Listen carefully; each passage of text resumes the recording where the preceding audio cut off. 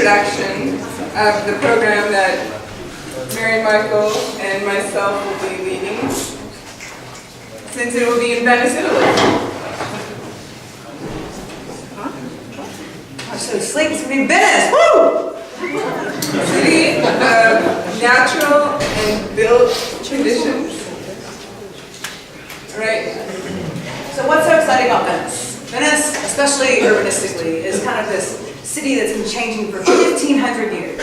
The whole surface, the buildings, everything about it just always shows this idea of change and of aggregation. So as an urban city, we're going to ask you to intervene within these ideas of aggregate streets.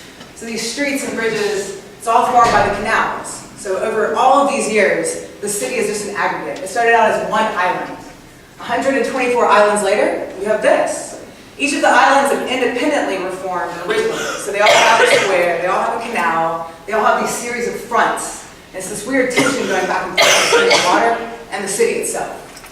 So the water comes in as a really important contributor to this tension, this dynamic quality between what you see, the constructed environments, and then immediately you can see the Grand Canal, but in between all of these buildings also are inlets of smaller waterways. And that waterways has tidal changes, as Maria was pointing out before, you have the aqua alta, if that's the term, but that's seasonal, where the water will come up and all of a sudden introduce a new topography change for the landscape, requiring then infrastructure to come in. So it's a constantly adapting constructed environment, as you can begin to see here. So planks, gangways get laid out. So what had initially been this network of pedestrian pathways and canals begins to adapt as the water reforms and creates alternative circulation. And the circulation inherently, just the way that it's aggregated, is completely inconsistent.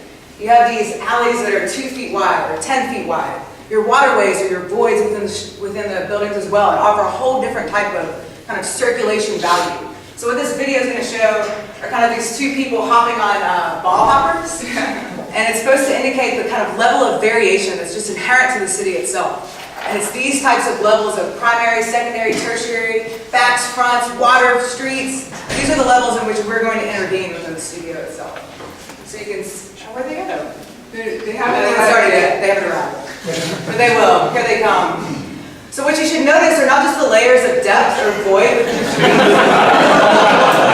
We will provide ball hoppers for each of you. It's our primary.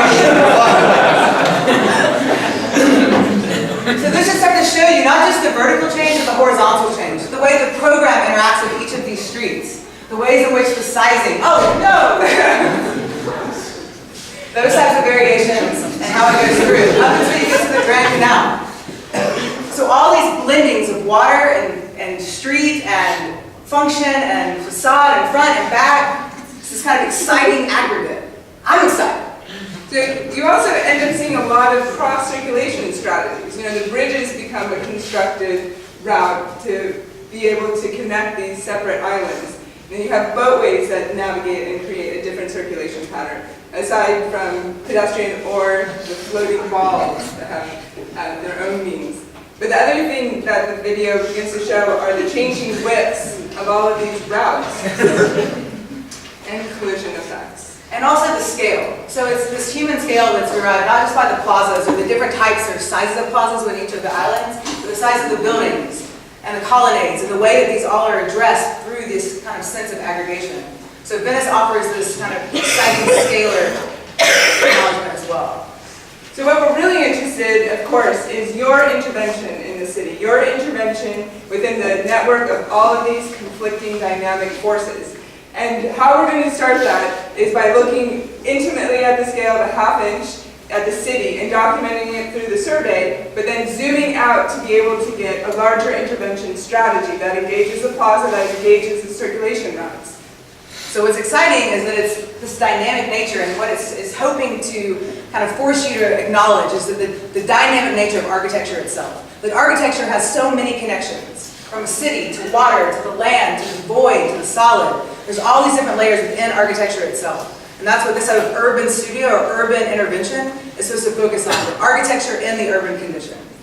essentially, it's a precise cut through the city. So we're going to lay out what experientially is extremely complex into a method, and using your skills as architects to create a clarity about how you intervene with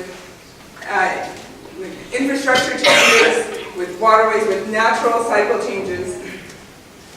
Hey, I mean, that was kind of short and sweet. We're excited. So, wiki page is up. We'll be adding to that.